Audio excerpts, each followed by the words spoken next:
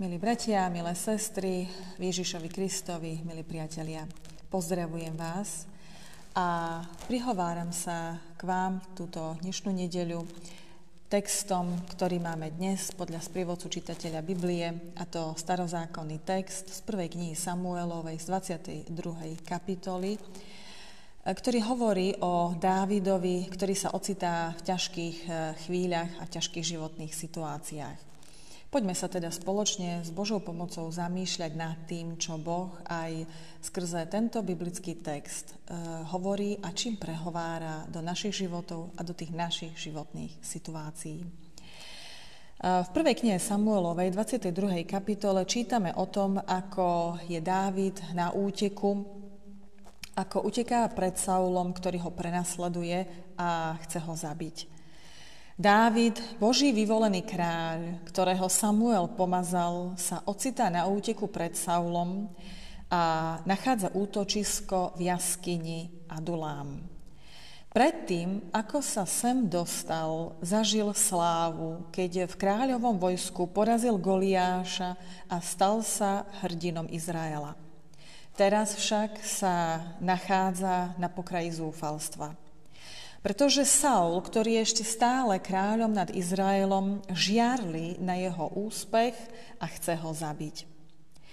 Táto Dávidova situácia nám pripomína, že aj Boží ľud a v ňom veriaci ľudia, kresťania, prechádzajú ťažkosťami a rôznymi ťažkými životnými situáciami, pretože Boh nesľubuje, že nás ušetrí všetkých skúšok, ale sľubuje, že vo všetkých tých ťažkostiach a všetkých skúškach, ktorými prechádzame, že bude s nami.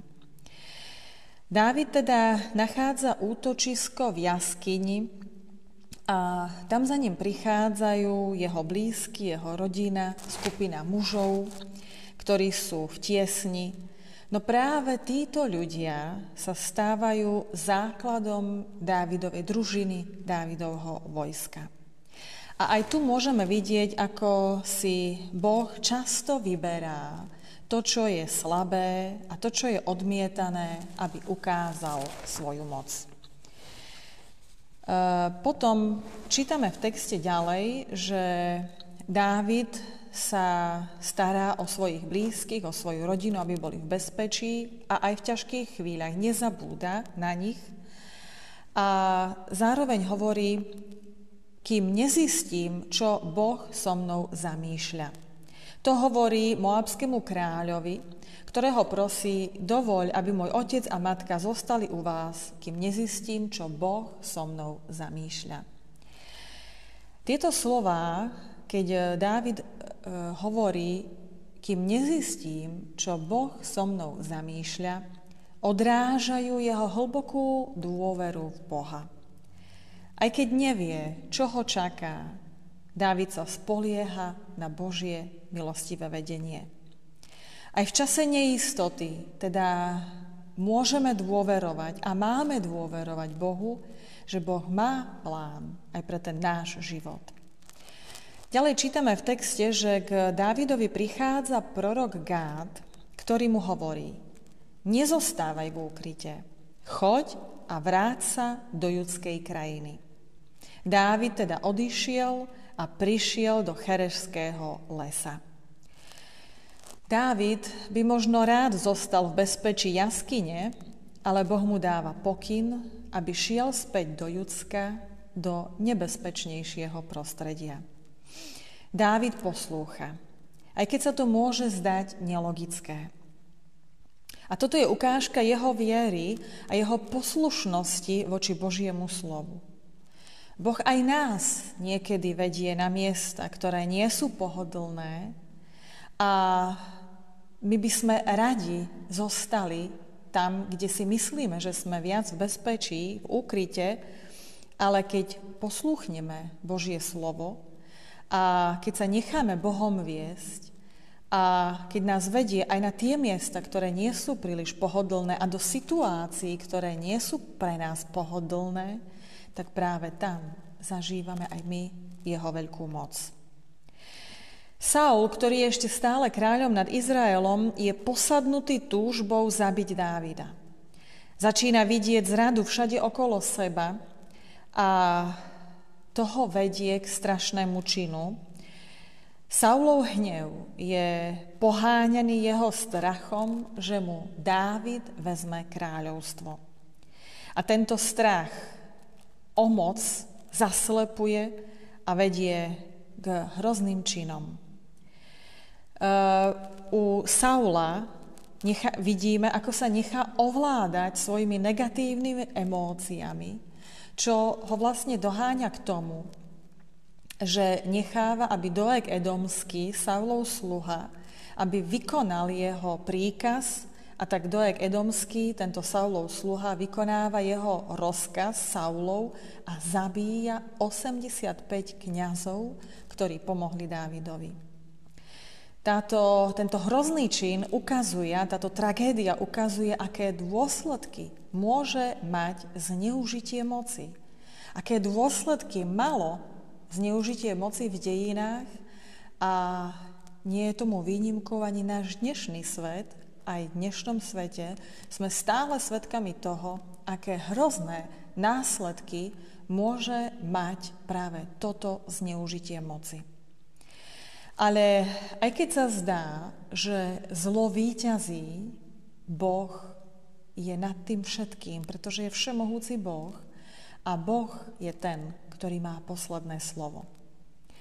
V texte čítame, že unikol jeden syn Achímeleka, syna Achitúbovho menom Abiatár a utiekol za Dávidom.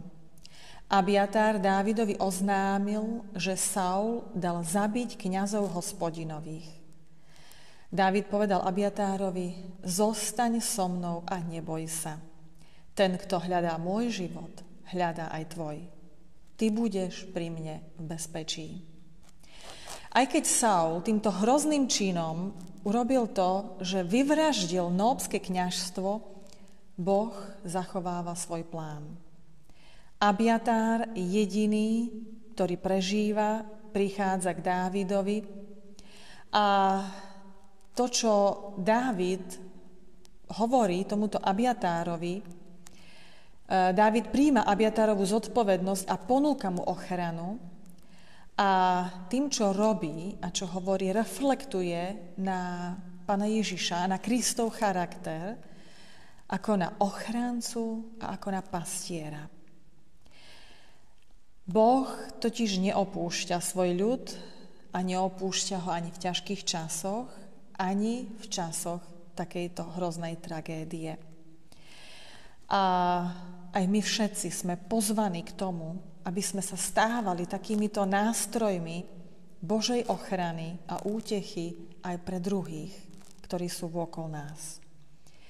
Aj keď sa cítime osamelí a opustení, pamätajme vždy na to, že Boh nás nikdy neopúšťa a Boh je s nami a má plán aj s našim životom a aj náš život je pevne v jeho rukách. Dávidova dôvera v Boha ho viedla k tomu, že dokázal viesť aj v ťažkých časoch. Zlo, aj keď zatiaľ ukazuje svoju moc, ale nikdy nezvíťazí nad Božím plánom spásy a záchrany človeka. Tie Saulove činy sú vážnym varovaním aj pre dnešný svet, kedy mnohí sú zaslepení mocou, nenávisťou a hnevom a ako to vedie k mnohým tragédiám a mnohým hrozným činom.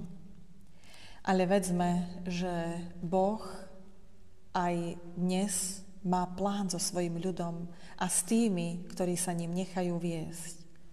Nech je toto dnešné slovo, Božie slovo, nech je aj pre nás povzbudením, aby sme dôverovali Bohu v každom čase a aj v ťažkých životných situáciách. A tam, kde my vidíme tmu a nevidíme východisko, tam vedzme, že Boh vidí začiatok čohosi nového. Amen. A teraz poďme a skloňme sa ešte v modlitbe. Ďakujeme Ti, dobrotivý a láskavý náš Pane, za Tvoje slovo, ktorému sme aj teraz mali naslúchať, v ktorom nás uisťuješ o svojej láske a o svojej blízkosti. Pane, nielen v čase kráľa Dávida a v dejinách, ale aj dnes vidíme, ako zlo ukazuje svoju moc aj v tomto svete a práve dnes, aj v dnešný deň, keď si pripomíname deň boja za slobodu a demokraciu, si znova uvedomujeme, aká je sloboda krehká. Ako ten starý Adam vždy znovu vychádza na povrch. Ako sa človek nechá zlákať slovami pokušiteľa, budete ako Boh. Ako človek dokáže slobodu zneužiť pre uskutočnenie svojich chamtivých plánov a cieľov, pre ktoré musia iní trpieť. Ale tak ako v tej Dávidovej dobe a ako v dejinách, tak aj dnes nám dávaš poznávať, že aj keď sa nám zdá, že zlo víťazí a ukazuje svoju moc, nie je tomu tak. Lebo Ty si vládcom nad všetkým a Ty si tým posledným pánom a najväčším. A sloboda nie je v tom, že si človek myslí, že si môže robiť, čo sa mu zachce na úkor iných. Ale sloboda je to, ako spievame v jednej z našich piesní, že len v Tvojom zajatí, môj Pane, voľný som. A to v zajatí lásky, služby a pokoja. A tak prosíme, daj nám silu bojovať ten dobrý boj viery až do konca. Prosíme ťa, Pani, o nás, prosíme ťa o našich blízkych, prosíme ťa o všetkých, ktorí prechádzajú rôznymi ťažkosťami vo svojich životoch. Prosíme ťa o všetkých chorých, o všetkých slabých, o všetkých, ktorí sú trápení rôznymi chorobami tela či duše. Prosíme ťa, Pane, zmiluj sa nad nami všetkými a Ty učiň viac, ako my dokážeme a vieme prosiť. A mene Pána Ježiša Krista k Tebe ešte aj takto spoločne voláme. Oče náš, ktorý si v nebesiach, posväť sa meno Tvoje. Príď kráľovstvo Tvoje, buď vôľa Tvoja, ako v nebi, tak i na zemi. Chlieb náš každodenný daj nám dnes a odpusť nám viny naše, ako aj my odpúšťame viníkom svojim. I neuveď nás do pokušenia, ale zbav nás zlého, lebo Tvoje je kráľovstvo, i moc, i sláva, na veky. Amen. A teraz poďme a vyprosme si ešte požehnanie a príjmeme ho vierou živou a pravou. Pokoj Boží, ktorý prevyšuje každý rozum, ten nech stráži naše srdcia i naše mysle v Kristovi Ježišovi, našom Pánovi.